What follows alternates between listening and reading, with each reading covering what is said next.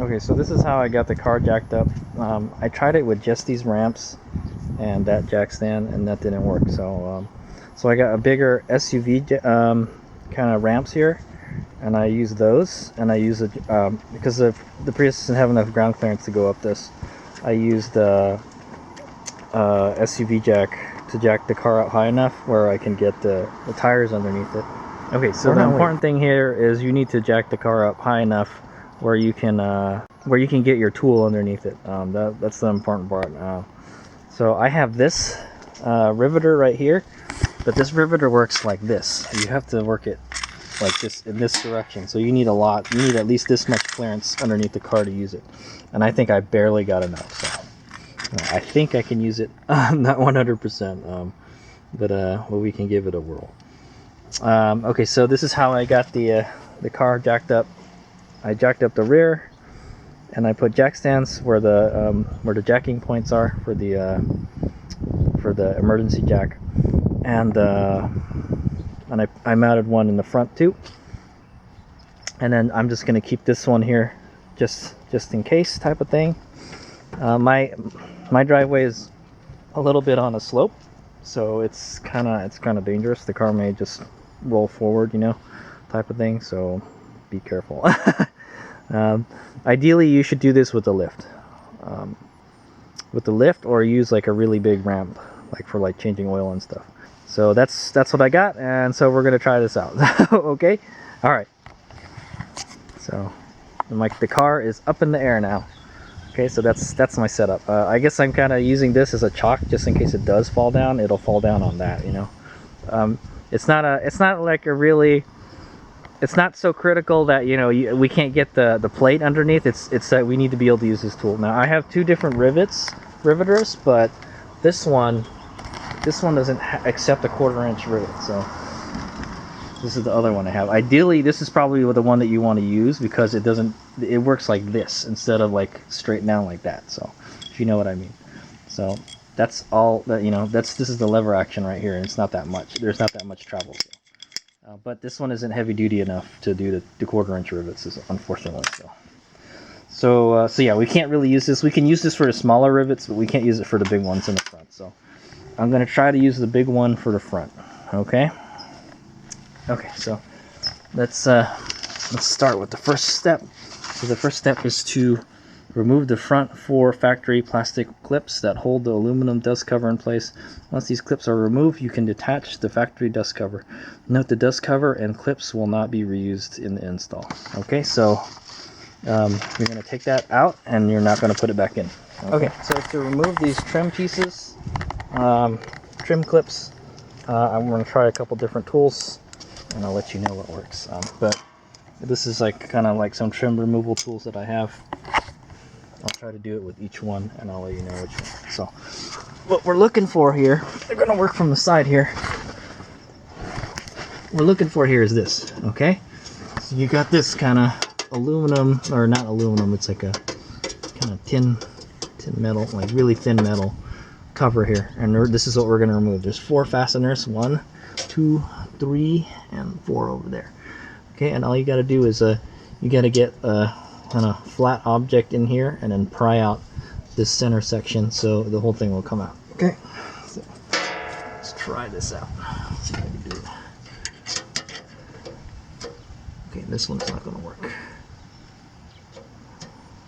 Nope, it's not going to work. So for some different kind of clip. Try this. Okay, nope. Good old screwdriver. Flathead screwdriver does the trick.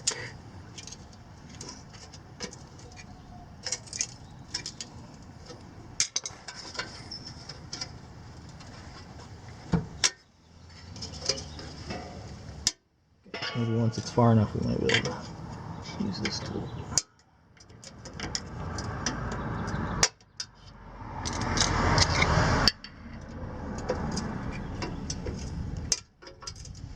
Don't worry about breaking it either, because okay, there we go, I got it. So it's supposed to pop it out like that, and then the whole thing comes out. Got it? Okay, we'll demonstrate it for you one more time.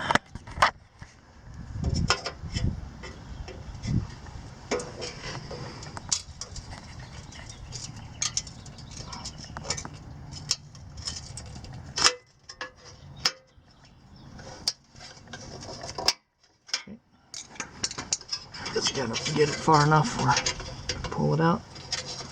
Pull the center section out. Pull the whole thing out. Okay. Got it? Alright, I'm going to do that for the rest of them. So you can see half of it is already.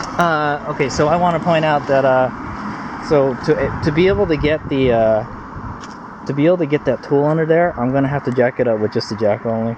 And these are here just in case it falls, like it falls on the jack instead. So that's like my backup for this jack, okay? So it's kind of dangerous. Really, you should have it on the jack stands, but it's not really. It's kind of just hovering over it right now. So, but if it does fall down, it'll catch it, okay? So that's the idea here. But if it rolls forward, which I hopefully I don't think it will, then your ass will get crushed. So, because everything will fall down and it'll just roll forward. Okay. But yeah, right now I got this up all the way. Okay.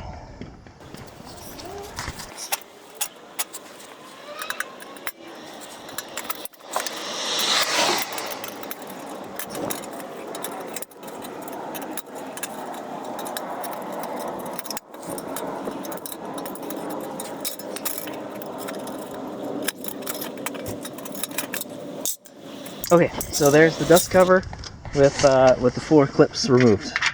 That's what it looks like when it's out. Okay, comes out pretty easily once you get those out. What I found helps is that if you get the screwdriver, you put it in through the side and you kind of twist it on each side and kind of work its way out, and then try to pull it out with your finger, and then wiggle it out. Okay, it's a little bit difficult, but not too hard. Okay, so the radius or top part of the shield will be facing forward towards the vehicle. Set the shield into place and align the 4 holes that had the plastic clips from step 1. Okay, so basically, let's get the rear one out of here. Basically, it's going to look like this. It's probably going to be this way, and it's going to go up. Okay, and then you want it to be, so when you're looking at it from the bottom, you want to see the logo, like you want to be able to read the logo. Okay, so it's going to go like this. So this is the way it's going to look like when it's under the car, but it's going to go up like that. Okay, you got what I mean. But so those 4 clips that you just took out, you're going to line it up with these holes here, and then you're going to rivet it on the car with the 4 large rivets. Okay, I got the other one somewhere else. But these are the 1/4-inch ones. You have to have a pretty big rivet gun to do these ones. Okay, right. So this is my idea. Since the car's on the ground, we can use these other jacks. If you got more than one jack handy, we can jack up the plate. It's basically like you're installing a skid plate onto the car. Jack it up high enough where it'll hold itself up, and then we could rivet it without having, to hold it up. All right, so I'm gonna try that. Wish me luck. I'll let you know what it looks like when I get it up.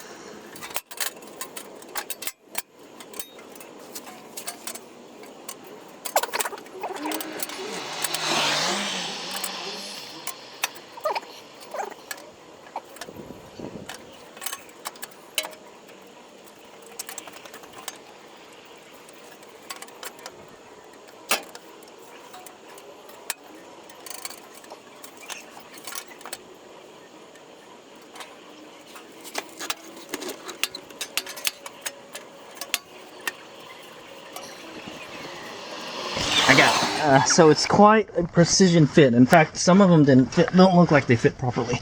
Okay, so here's this one. For some reason, the ones on the sides fit perfectly. The ones in the front, I mean. 2 ones in the front fit perfectly, but the ones on the side are a little bit off. And also, you kind of have to slip the shield into here, right here. So it's really precision fit. This wing has to be under here. Same thing with the other one. And then I had trouble getting this one through here too. You kind of have to bend the shield a little bit, so your fit may vary, you know. So what it say here? Okay, so there's supposed to be these cutouts here so you can read the numbers on the cat, but I don't see any. I can't read any number on the cat. Yeah, but it does a pretty good job of sealing it up. Can't really see it a whole lot. Okay, yeah, I don't see. It's supposed to be. This cutout is supposed to be here so the smog technician can see like where the numbers are on the cat. And I don't see any numbers on the cat. Yeah. It's a funny thing. There's none under here. Okay, so anyway, you know what? Before I put this back on, before I rivet this on, I'm going to take this off again and see if I can find. Okay, so just in case you're wondering where the number is, the smog technician's supposed to look, it's not on the very bottom. It's on the side, actually. It's right here on the side. It says, it's hard to read it, but it says TB1 on the side there. Yeah. It says TB1, but it's like upside down. So that's what the smog technician is looking for when they thing it, I guess. It's really hard to see, man. Okay, if you got a lift, okay, so here's a little install tip. If you shove it in from this side first, I tried to do it from the back, from back to front. If you shove it in from this side first, because I was having trouble putting this one in, you could slide it up under here first, and then it slides up under here just fine. So, okay, I can see, maybe I can demonstrate that real quick. It's a little tricky, dude. It's pretty easy to get out. The good thing is it's not very heavy. As you see, I pick it out. So go ahead and slide it in that way. Okay, and then try to line the holes up a little bit. And this is one thing you're going to want to use to locate it, that bolt right there. For whatever reason, that bolt is exposed. So. Okay, and then you want to slide this wing under here, and you're going to want to kind of get this one in the back. So just you're going to have to like move it around a little bit. There, see. Slide it forward, and then you're going to want to line it up so it kind of holds itself up, but you're going to use the jack to press it up in there. Okay, so just line up the holes. Once you got it where you want it, put the jack under it, and then that'll hold it up. For me, these front holes are the only ones that line up perfectly. These ones are kind of off a little bit, so hopefully that's not going to be a problem. All right, but for the most part, it holds itself up and it covers up the cat pretty well. Okay, so when it's in place, that's kind of like what it's going to look like. See, this one's off by a little bit, but these ones are spot on. And the other one is off by a little bit also, so it's on the other side. So you want to make sure it doesn't touch anything. Doesn't look like it is. Your car may be a little bit different. I'm not gonna lie. Some Priuses probably were made a little bit different than others. What if we can't get the rivet in here? I may have to get a grinder and slot this way a little bit so we can get it in there. Okay, but I'm gonna go start riveting it on now. Okay, so we're on. We just finished step 2. The radius or top part of the shield will face forward. Set the shield into place and align the 4 holes with the plastic clips. Did that. Now that's the third step, is to locate the 1/4-inch rivets, the larger of the 2 sets. That's these ones. So here, this is the smaller one, and this is the larger. Okay, it's pretty obvious which one is the larger one. Okay, so there should be 4 of these. Where are they? Okay, so there should be 4 of these. So make sure you got them handy. Ensure the 4 holes line up properly. Then insert and install the 4 rivets with the heavy-duty rivet gun. If you do not have a heavy-duty rivet gun, you can purchase this rivet gun on Amazon for under $20. So, I know, I guess if you wanted to install it yourself and you're not a professional, they give you advice on where to buy the tool. So, there it is. That's pretty similar to the one that I have. I have a Harbor Freight one.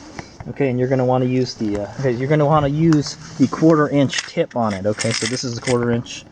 It says 1/4-inch right there. Okay, that's the one you're going to want to use. So the tricky part is to be able to get this underneath the car where I can actually use it. So wish me luck. I'm going to give it a whirl. And I'll let you know what happens.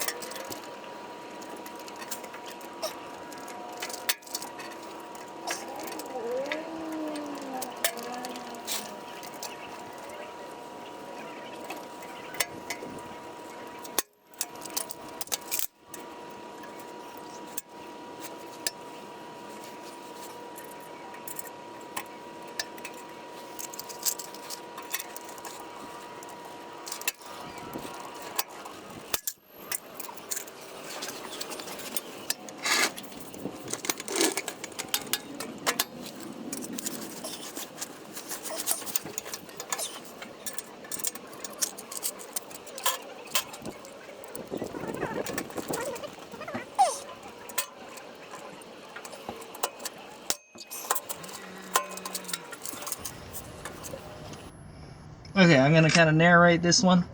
So what you're gonna want to do is you're gonna want to get the rivet in there. You gotta open the tool up all the way so it'll go in there. Also, you want to make sure it fits in the hole first. So this one does fit in the hole. Okay. So open the tool up all the way so it goes in all the way. Okay, so you're gonna want to push the tool straight up into the hole so it's flush with the shield. Okay, and then go to town with it.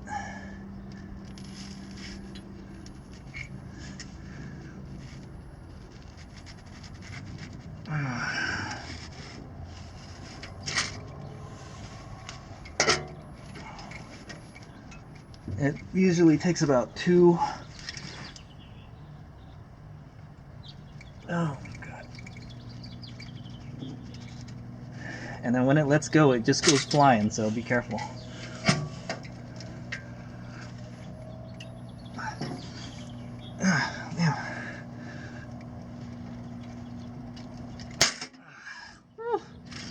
It's very violent when it lets go. It takes about three pulls to do it, man.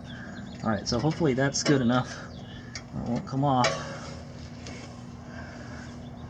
Okay, and so so now we got to go install the screws on the back. Okay, so when it's done, that's what it's going to look like. Hopefully they're pretty flush and it doesn't really move a whole lot. This one looks like it didn't go in all the way, man. There's a little gap there. Hopefully that's okay. See, if there's something underneath, they can pry that out. So I might want to redo that one. I'm not sure. Yeah, the rest of them look like they did pretty good. That one kind of. That's why it's important to keep it as flush as possible. But yeah, that's okay. It's pretty secure. Okay, now we got to install the fasteners for the back here. Okay.